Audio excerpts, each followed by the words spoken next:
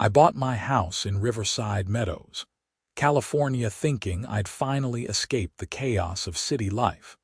But I should have known better when I saw the pristine white picket fences and the manicured lawns that looked like they'd been trimmed with nail scissors.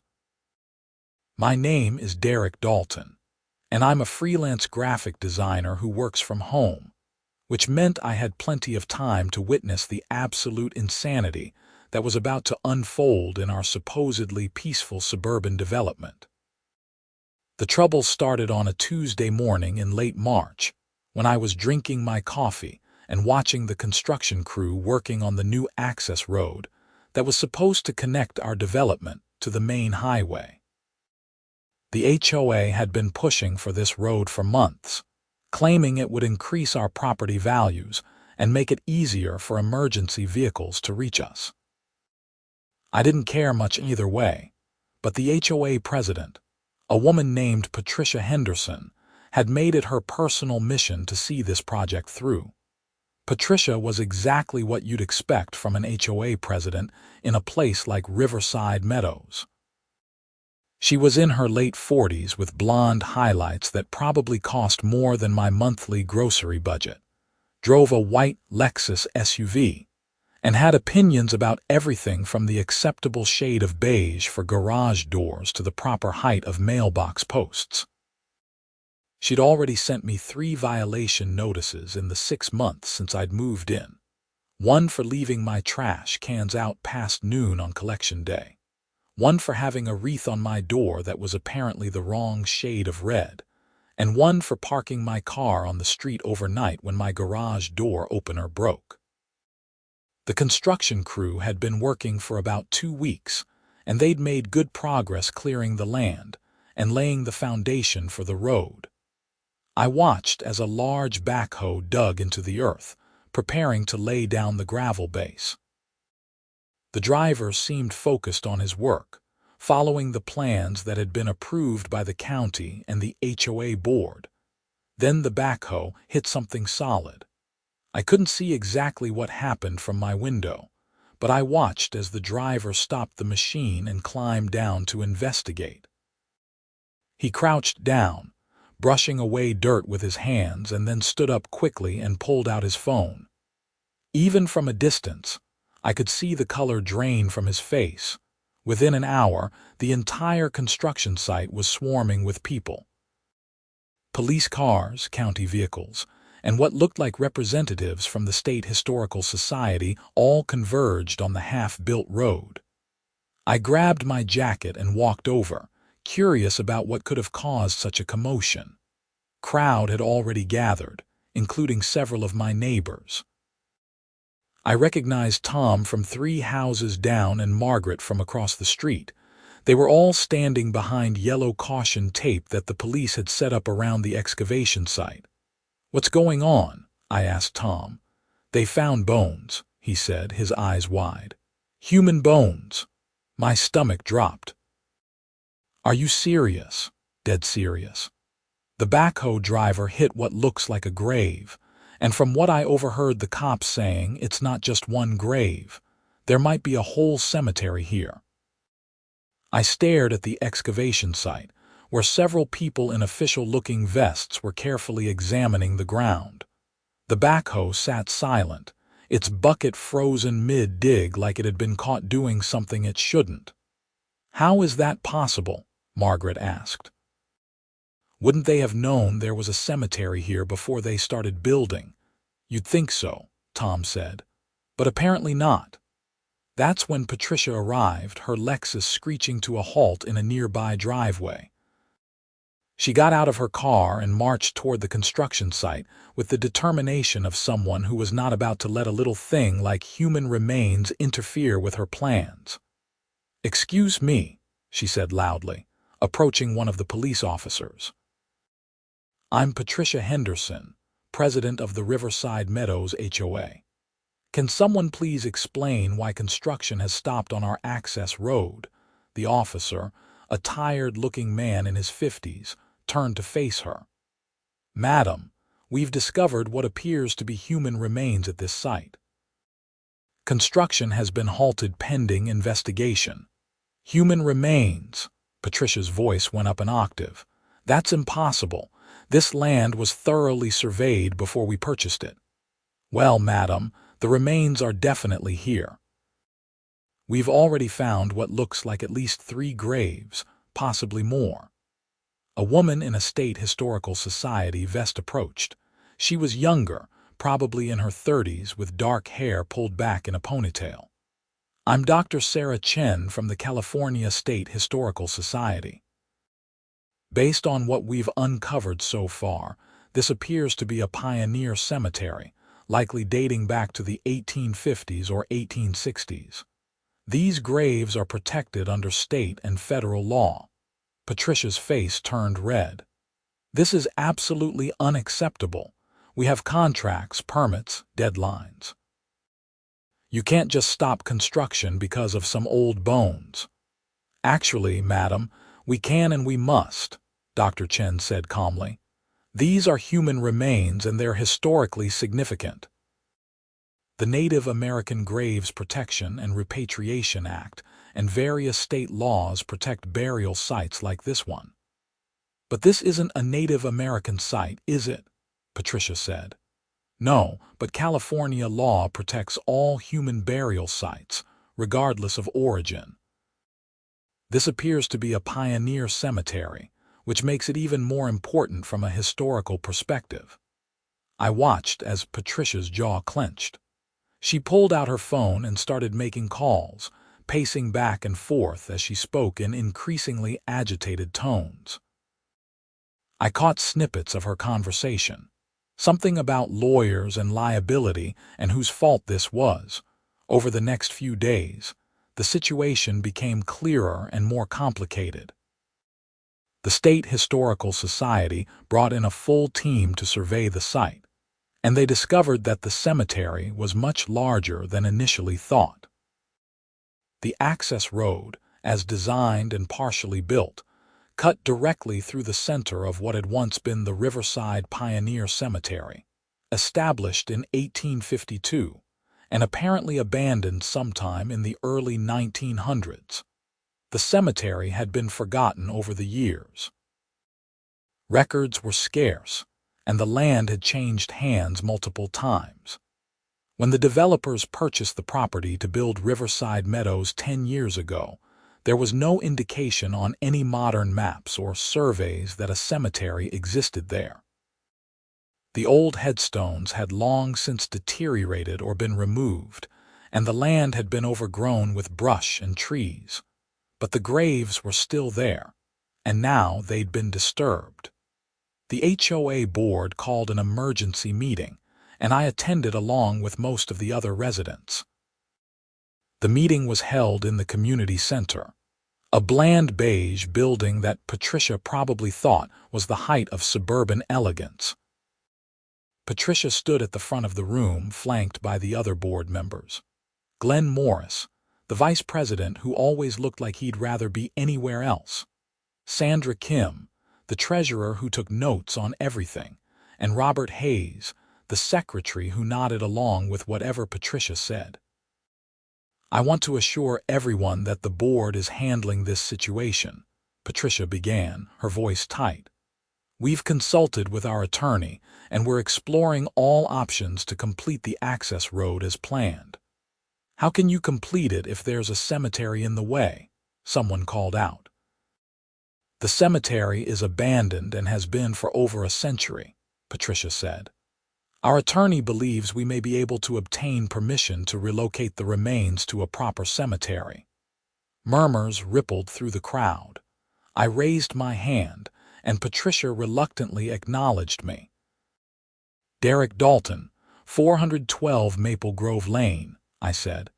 Isn't relocating graves expensive and time-consuming? Who's going to pay for that? Patricia's smile was forced. The HOA has reserves for unexpected expenses. We'll assess the costs and determine the best course of action. And what if we can't relocate them? Another resident asked. Then we'll explore alternative routes for the access road, Patricia said. though her tone suggested this was absolutely not her preferred option. Dr. Chen, who had been invited to speak at the meeting, stood up. "I need to make something clear. The State Historical Society has not approved any relocation of remains. We're still in the investigation phase, documenting the site and researching the history of the cemetery. Any decision about what happens next will involve multiple state agencies, possibly federal agencies, and could take months or even years." "Years?" Patricia looked like she might faint. "That's unacceptable. We have a right to complete our access road." "Mrs. Henderson, with all due respect, the people buried in that cemetery have rights too. They and their descendants deserve to have their final resting place treated with dignity and respect." The meeting devolved into arguments after that, with residents taking sides. Some agreed with Patricia that the road was important, and the cemetery was an unfortunate obstacle that needed to be dealt with efficiently. Others felt that disturbing graves was wrong, regardless of how old they were or how important the road might be. I left the meeting with a headache and a bad feeling about where this was all heading. The next morning, I woke up to find a notice taped to my door.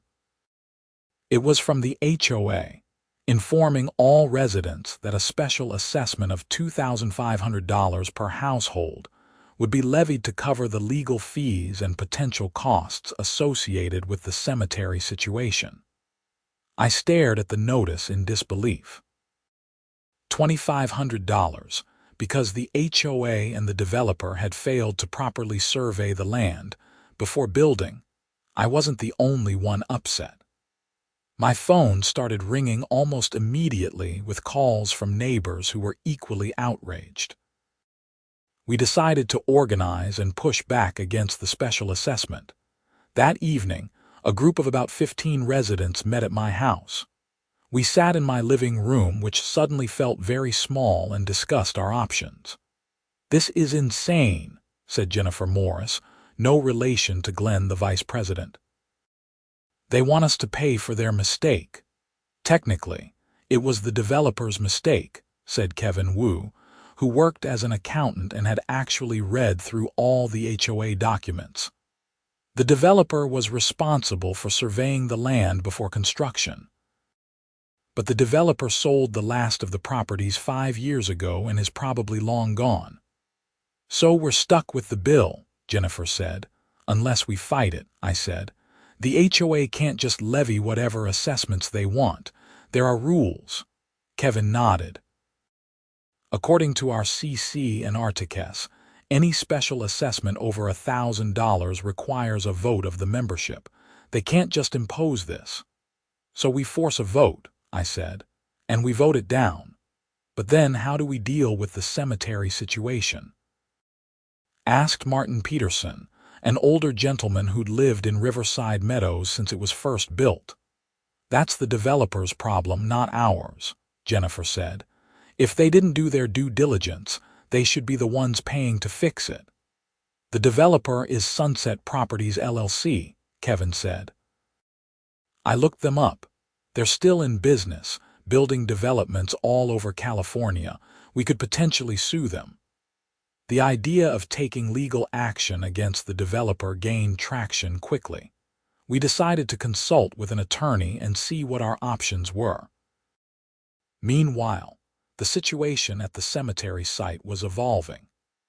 Dr. Chen and her team had uncovered more than 30 graves, many of them belonging to pioneers who had died during the California Gold Rush era. The Historical Society was excited about the find, calling it a significant piece of California history. The local news picked up the story, and suddenly Riverside Meadows was getting attention for all the wrong reasons.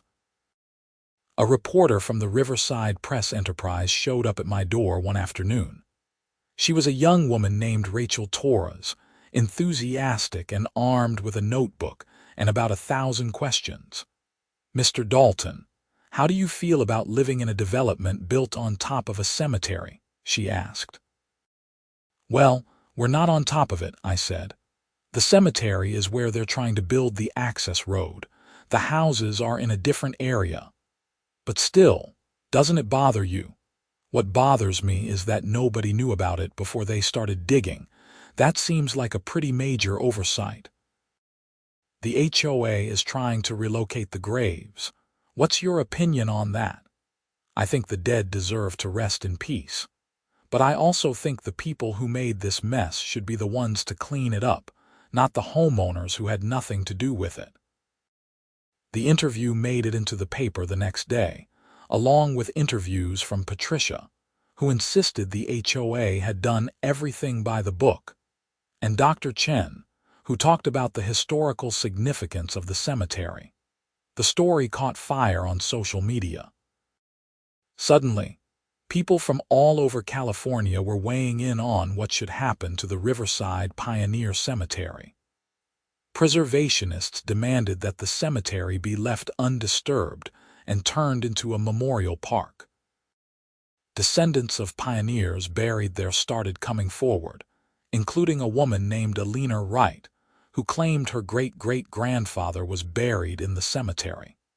Alina showed up at the next HOA meeting, a formidable woman in her 70s with white hair and fierce eyes. She stood up during the public comment period and addressed the board directly. My great-great-grandfather, Samuel Wright, came to California in 1849, she said. He worked as a miner and later as a shopkeeper in Riverside. He died in 1867 and was buried in the Riverside Pioneer Cemetery. I have the death certificate and burial records to prove it. She held up yellowed documents that she'd brought with her. That cemetery is not abandoned. It was simply forgotten, but my family never forgot. I've been researching my genealogy for 20 years, and I've always known that Samuel was buried in Riverside. I just didn't know exactly where because the cemetery had been lost to time. She looked directly at Patricia. You will not dig up my great-great-grandfather to build a road. I will fight you with every resource I have. Patricia looked uncomfortable. Mrs. Wright, I understand your concerns, but this is a matter for the courts to decide, not. Then we'll go to court, Alina said. I've already contacted an attorney. We'll be filing an injunction to prevent any disturbance of the graves. The situation was spiraling out of control, and Patricia seemed to finally realize it. After Alina's declaration, the board went into a closed session for nearly an hour. When they came out, Patricia announced that construction on the access road would remain halted pending resolution of all legal issues, but she wasn't giving up on the special assessment. Despite our objections, the board scheduled a vote for the following month. In the meantime, I got together with Kevin and a few other residents, and we hired an attorney named Marcus Stone. Marcus was in his 40s, sharp and experienced in property law and HOA disputes. He reviewed our case and agreed that we had grounds to sue Sunset Properties for failing to properly survey the land. The developer had a responsibility to disclose any known issues with the property, Marcus explained at a meeting in his office. A cemetery qualifies as a major issue. The fact that they didn't know about it suggests negligence in their survey work. Can we win? I asked. I think so, but it won't be quick or cheap. These cases can drag on for years. We decided to move forward anyway. A group of 32 homeowners, including me, signed on as plaintiffs. We filed suit against Sunset Properties LLC, seeking damages for the decreased property values, the stress and inconvenience, and the costs associated with resolving the cemetery issue. Sunset Properties responded by denying any wrongdoing and claiming that the cemetery was impossible to detect because there were no surface markers and no records in the county database. They filed a motion to dismiss, which the judge denied. The case was going to trial. While all this was happening, the HOA continued to push forward with their special assessment vote. Patricia sent out numerous emails and letters urging residents to vote yes, claiming it was necessary to protect our property values and complete the access road. Those of us opposed to the assessment launched our own campaign. We created a website, distributed flyers, and held informational meetings. Jennifer turned out to be a gifted organizer, coordinating everything with military precision.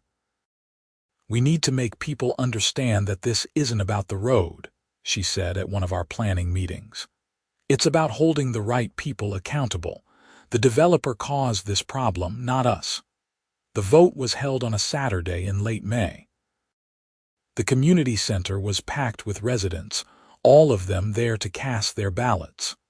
The tension in the room was palpable. Patricia stood near the ballot box with Sandra and Robert, watching everyone who came in to vote. When I submitted my ballot, Patricia caught my eye. "I hope you know what you're doing, Mr. Dalton," she said. "This assessment is necessary." "No, it's not," I said. "What's necessary is for the people who created this mess to take responsibility." The ballots were counted that evening, and the results were decisive. The special assessment was voted down 187 to 53. Patricia looked like she'd been slapped. "This is a mistake," she said into the microphone as she announced the results. "Without these funds, we won't be able to properly address the cemetery situation or complete the access road." "Then maybe we don't need the access road," someone shouted from the back. Murmurs of agreement rippled through the crowd. The access road had never been a priority for most residents. It was Patricia's pet project, something she'd convinced the board was necessary, but most people were fine with the existing road access. After the vote, things settled into an uneasy status quo. The cemetery site remained cordoned off with Dr. Chen and her team continuing their documentation work. Alina Wright became a regular presence at HOA meetings, making sure the board didn't try anything sneaky, and our lawsuit against Sunset Properties moved slowly through the legal system. But Patricia wasn't done causing problems. In early July, I received a violation notice for having a lawn that was inadequately maintained. My lawn looked fine to me, the same as it always had, but according to the notice, it was half an inch too long according to HOA standards. I wasn't the only one.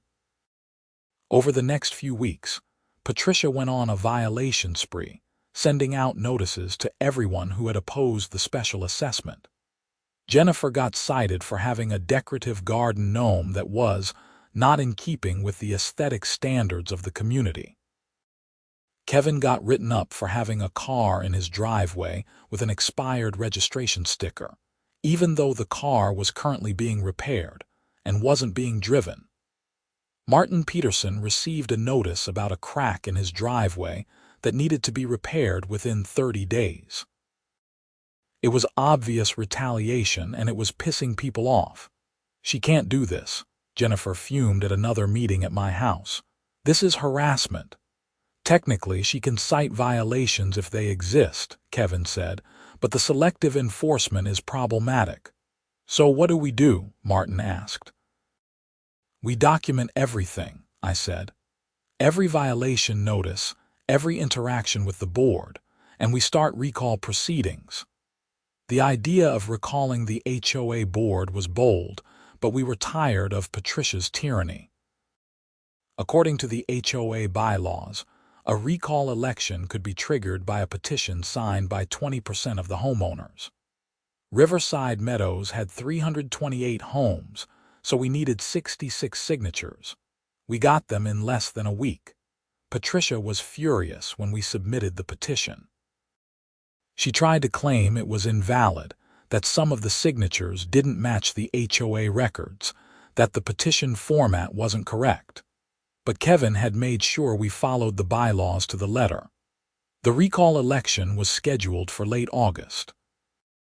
In the meantime, The lawsuit against Sunset Properties was moving forward. We had a hearing scheduled for mid-August, and Marcus was confident about our chances. "The evidence is clear," he said. "They failed to properly survey the land. A competent survey would have uncovered the cemetery." "How do you prove that?" I asked. "We've hired our own surveyor, an expert who's reviewed the original survey work. He found multiple deficiencies. They used outdated maps, didn't do ground-penetrating radar, and ignored historical records that mention the cemetery." There were historical records, buried in old county archives, but yes, a reference to the Riverside Pioneer Cemetery in an 1892 county report. A competent researcher would have found it. The hearing was held in Riverside Superior Court on a hot Tuesday morning. The courtroom was packed with residents from Riverside Meadows, including Alina Wright and several other descendants, who had come forward claiming relatives buried in the cemetery.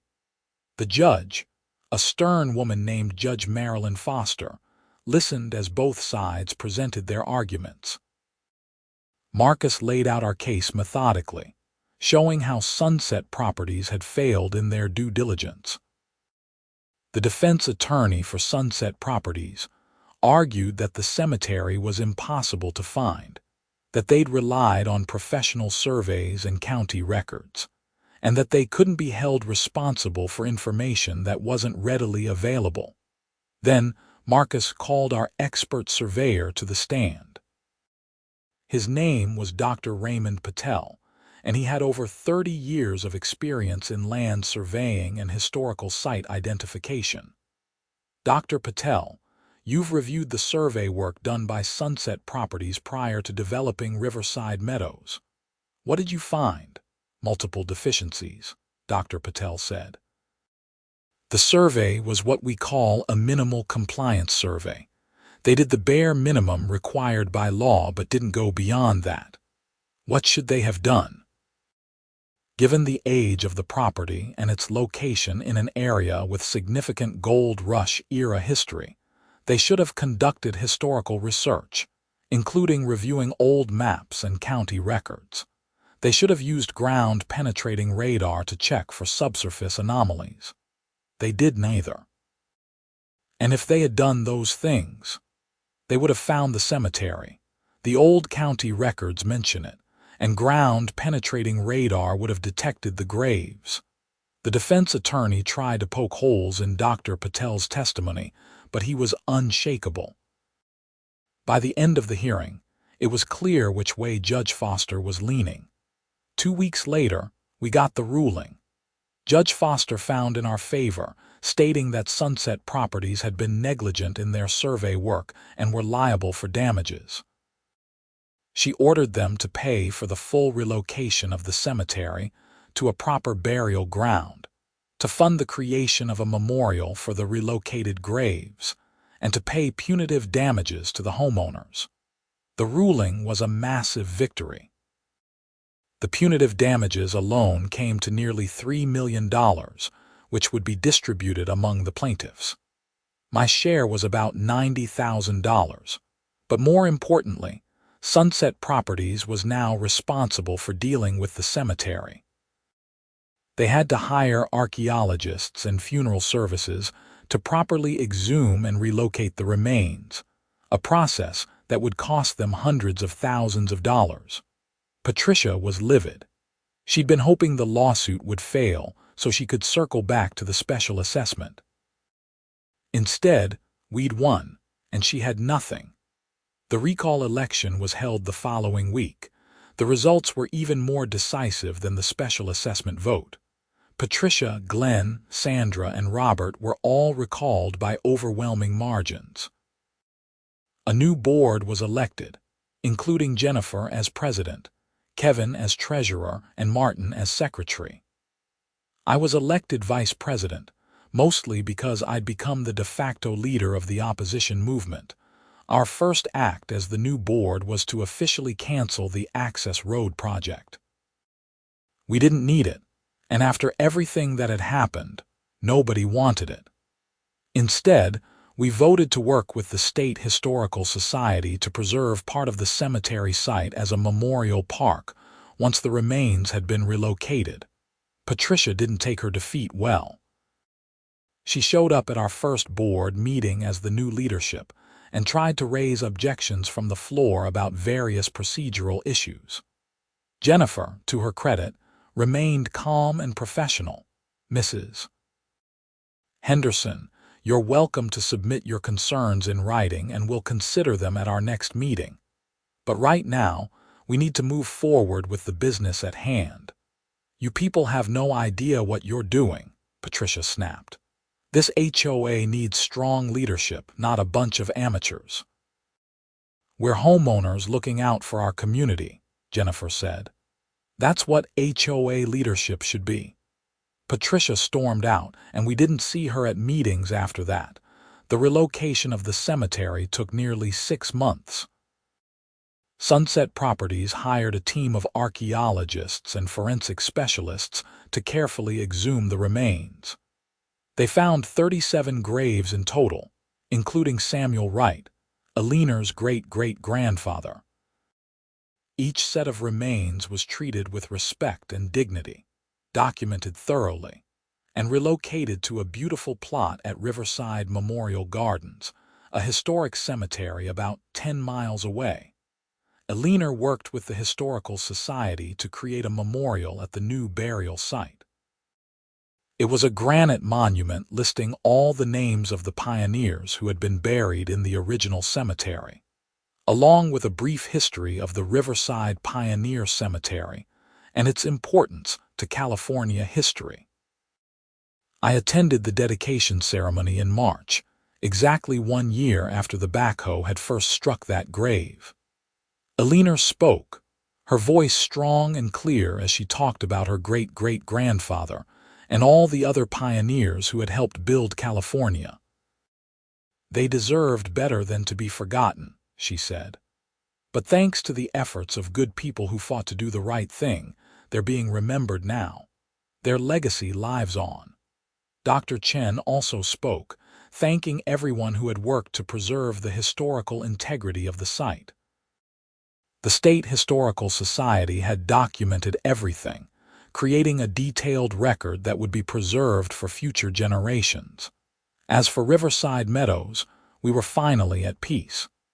The new HOA board operated with transparency and common sense.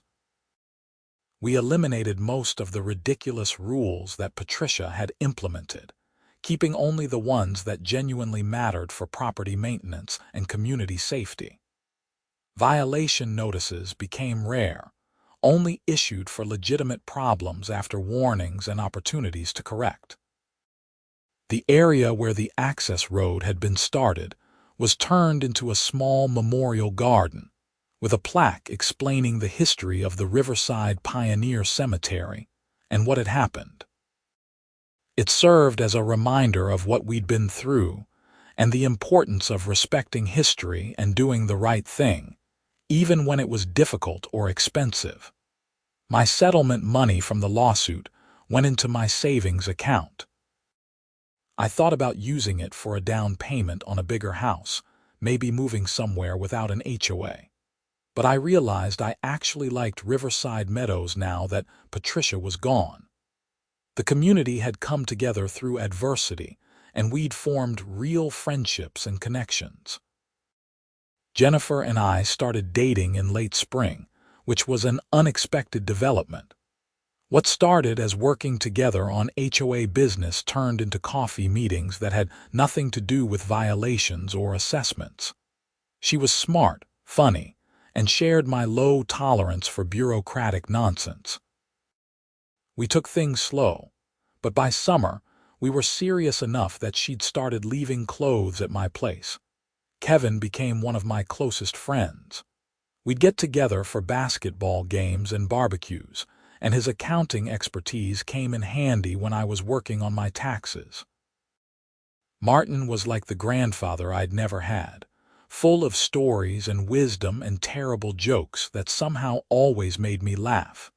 One evening in late June, I was sitting on my front porch with Jennifer, watching the sunset and sipping beer. The neighborhood was quiet, just the sound of kids playing a few houses down and someone mowing their lawn. "You ever think about how crazy this whole year has been?" Jennifer asked.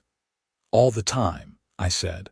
"When I moved here, I was just looking for a quiet place to work from home. Instead, I got pioneer cemeteries, HOA battles, and a lawsuit. And a girlfriend," she added with a smile. "That was the best part," I said, kissing her temple. "So no regrets," I thought about it. The stress, the meetings, the confrontations with Patricia. The uncertainty and expense of the lawsuit. The weight of responsibility that came with being on the HOA board. "No regrets," I said. "We did the right thing. Those people deserved to rest in peace, and the community deserved leadership that actually cared about them." "Patricia is selling her house, did you hear?" Jennifer said. "Really?" "Yeah, I saw the sign go up this morning. She's moving to some retirement community in Arizona." "Good riddance," I said, though I felt a small twinge of something that might have been pity. Patricia had tied so much of her identity to being HOA president, to controlling everything in her little domain. Losing that must have been devastating for her, but she'd brought it on herself. Leadership wasn't about control or power. It was about service and doing what was best for the community, even when it was hard. The summer passed peacefully. The lawsuit settlement money was distributed, and most of my neighbors used it for practical things like home improvements or paying down mortgages. A few splurged on vacations or new cars. The important thing was that Sunset Properties had been held accountable, and we hadn't been stuck with the bill for their negligence. In September, I got a call from Rachel Torres, the reporter who had interviewed me when the cemetery was first discovered. She was doing a follow-up story on how everything had turned out. "So, Mr. Dalton, looking back on everything that happened, what's your main takeaway?" she asked. "That communities are stronger when people stand up for what's right," I said. "We could have just accepted the special assessment and moved on, but we fought back because it wasn't fair, and in the process, we honored the memory of people who had been forgotten." "And the HOA, how's that going now?" "Much better. We have leadership that listens to residents instead of dictating to them. We focus on the things that actually matter instead of harassing people about lawn height and garden gnomes." "Would you ever consider moving to a community without an HOA?" A year ago, I would have said yes in a heartbeat. But now, I actually think HOAs can be good when they're run properly. It's all about the people in charge and whether they remember they're there to serve, not to rule. The article came out a few days later with the headline, "How One Community Turned an HOA Nightmare into a Victory for Historical Preservation and Common Sense." It was picked up by several state newspapers and even got some national attention. For a few weeks, Riverside Meadows was famous for good reasons. Alina Wright came to visit me one afternoon in October. She brought a folder full of old photographs and documents related to her great-great-grandfather and the other pioneers buried in the cemetery. "I wanted to thank you," she said, "for fighting for them when you didn't have to." "It was the right thing to do," I said. "Most people don't care about doing the right thing if it's inconvenient or expensive. You and your neighbors did. That means something." She showed me the photographs, faded images of stern-faced men and women in 19th century clothing. Samuel Wright had an impressive beard and kind eyes. He looked like someone I would have liked to know. "The Historical Society is creating a digital archive of everything we found," Alina said. "They're scanning all these documents and photographs so future generations can learn about these people. Some good came from all of this, even though it started as a disaster." After she left, I thought about that. Sometimes the worst situations lead to the best outcomes. If the backhoe had never hit that grave, the Pioneer Cemetery would still be lost and forgotten. The pioneers would still be anonymous bones in the ground, their stories untold. Patricia would still be terrorizing the neighborhood with violation notices. And I would have never become as involved in my community or met so many good people. The memorial garden where the access road had been started became a quiet place where residents could sit and reflect. Jennifer and I would sometimes walk there in the evenings, reading the plaque and thinking about history and legacy and the importance of remembering. In November, we had our annual HOA meeting to elect officers for the next term. Jennifer, Kevin, Martin, and I all agreed to serve another year. Nobody ran against us. The meeting itself was brief and boring, which was exactly how HOA meetings should be. Patricia's house sold in December to a young couple with a toddler. They seemed nice and were excited to join the community. I didn't mention the previous year's drama. They'd learn about it eventually, but there was no need to scare them right away. Christmas came and went. Jennifer and I hosted a neighborhood party at my house, and about 50 people showed up. We ate too much food, drank too much eggnog, and celebrated making it through a year that had tested us all. On New Year's Eve, Jennifer and I went to the memorial garden. It was cold and quiet, the stars bright overhead. We stood there holding hands, thinking about the year that had passed and the one ahead. To 2025, Jennifer said, raising an imaginary glass. To doing the right thing, I added, to pioneers both past and present.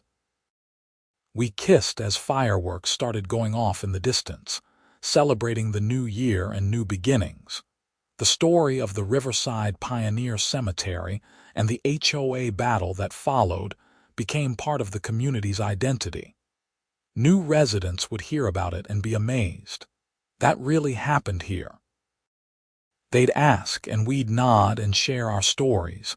Some people thought we'd overreacted, that we should have just let the developer relocate the graves and build the road. But most understood that some things are more important than convenience. History matters. Dignity matters. Holding people accountable matters. The lawsuit set a precedent in California property law. Other developments started being more careful about historical surveys, not wanting to end up like sunset properties. The State Historical Society used our case as an example in their training materials for developers and surveyors. As for me, I settled into my life in Riverside Meadows with a sense of contentment I hadn't expected to find. My graphic design business continued to thrive. Jennifer and I talked about moving in together officially, maybe getting married eventually. The HOA ran smoothly, handling the mundane tasks of community management without drama or power trips. Sometimes I'd drive past the area where the access road was supposed to have been built and marvel at how close we'd come to destroying something irreplaceable. Those 37 pioneers had helped build California during its wildest, most exciting era. They'd survived the journey west, the harsh conditions, the diseases and dangers of frontier life. They'd worked hard, raised families, and contributed to their community. They deserved to be remembered, not paved over. In late February, almost 2 years after the initial discovery, the State Historical Society held a symposium on Gold Rush-era cemeteries. Dr. Chen invited me to attend and speak on a panel about community involvement in historical preservation. I wasn't used to public speaking, but I agreed. The symposium was held at UC Riverside, in a lecture hall filled with academics, preservationists, and history enthusiasts. I told the story of what had happened, from the backhoe hitting that first grave to the lawsuit to the eventual relocation and memorial. The thing is, I said to the audience, we didn't start out caring about pioneer cemeteries. Most of us didn't even want the access road. But when we found out what was there, and when our HOA tried to push the costs onto us instead of holding the developer accountable, we had to act. And in the process, we learned about these incredible people who came before us and the history they represented. The audience applauded. Afterward, several people came up to talk to me, including a professor who was writing a book about forgotten cemeteries in California. He wanted to feature the Riverside Pioneer Cemetery as a case study. "What you and your community did was remarkable," he said. "Too often, these sites are destroyed because it's easier and cheaper than preservation. You proved it doesn't have to be that way." I thought about Patricia and how determined she'd been to build that road. Consequences be damned. I thought about how close we'd come to just accepting the special assessment and letting it happen. If even a few key people had made different choices, those graves would have been destroyed, the bones scattered or thrown away, and the history lost forever. But we'd made the right choices. We'd fought the hard fight. And 37 pioneers were now resting peacefully in a beautiful cemetery with their names and stories preserved for posterity. That was worth all the stress and conflict and uncertainty. When I got home from the symposium, Jennifer was waiting with dinner and wine. We ate on the back patio, enjoying the warm evening and each other's company. "How'd it go?" she asked. "Good. Weird being on a panel with actual academics, but good. You're kind of an expert now, you know. You lived through it." "I guess so." "Never thought I'd be the guy giving talks about historical preservation. Never thought I'd be dating the guy who took down an evil HOA president and saved a cemetery," she said with a grin. She wasn't evil, just controlling and short-sighted. "Okay, fine. But we still saved a cemetery, and that's pretty cool." It was cool. It was one of the best things I'd ever been part of. As spring arrived again, bringing with it the anniversary of that fateful day when the backhoe struck bone, the community held a small ceremony at the memorial garden. Alina Wright was there, along with several other descendants. Dr. Chen came, as did representatives from the State Historical Society. News crews showed up, doing anniversary pieces on the story. I spoke briefly, thanking everyone who had been part of the effort to preserve the cemetery and honor the pioneers. Jennifer spoke about the importance of community activism and standing up for what's right. Alina talked about her great-great-grandfather and the legacy of all the pioneers. After the ceremony, people mingled in the garden, sharing stories and memories.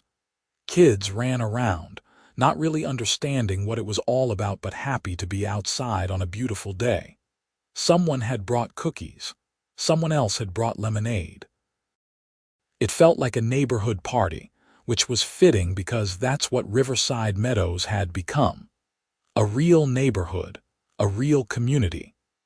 The Riverside Press Enterprise ran another article, this time focusing on the positive transformation of the community. From crisis to community. How Riverside Meadows became a model for HOA governance and historical preservation. The headline read, "Life moved on." The memorial garden became a normal part of the landscape, somewhere people walked their dogs or sat and read. The relocated cemetery was visited regularly by descendants and history buffs. The HOA continued to function smoothly under Jennifer's leadership. In April, I got an email from Sunset Properties. They'd been bought out by a larger development company, and the new owners were reaching out to apologize for what had happened and to ensure there were no ongoing issues. It was clearly a PR move, but I appreciated the gesture nonetheless. I responded politely, letting them know that the matter had been resolved and encouraging them to learn from what had happened. To their credit, they wrote back saying they'd implemented new survey protocols requiring extensive historical research and ground-penetrating radar for all new developments. Maybe some good would come from this beyond just our community. Maybe other forgotten cemeteries would be discovered and preserved instead of destroyed. Maybe developers would take their historical responsibilities more seriously. In May, Jennifer and I got engaged. I proposed at the Memorial Garden, which might seem morbid but actually felt right. That place represented everything we'd been through together, all the challenges we'd faced and overcome. It seemed fitting to start our next chapter there. She said yes, of course. We were planning a fall wedding, nothing too fancy. Just family, friends, and the community that had brought us together. Alina Wright insisted on being invited, and I wouldn't have dreamed of excluding her.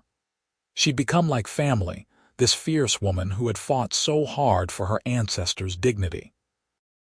We visited her sometimes at her home in Los Angeles, sharing meals and stories. As summer approached and the weather got warmer, I found myself reflecting on how much my life had changed since moving to Riverside Meadows. I'd come here looking for peace and quiet, a place to work and be left alone. Instead, I'd found purpose, community, love, and a story I'd be telling for the rest of my life. The story of how a developer accidentally built an HOA access road straight through a pioneer cemetery, and how a community came together to make it right.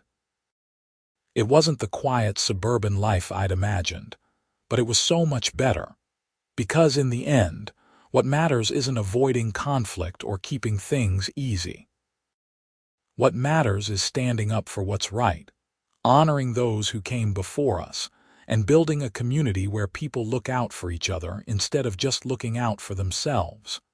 Patricia Henderson never understood that, but the rest of us did, and that made all the difference. The access road was never built, and nobody missed it. The pioneer cemetery was preserved, and everyone was better for it. The HOA became a force for good instead of a source of frustration.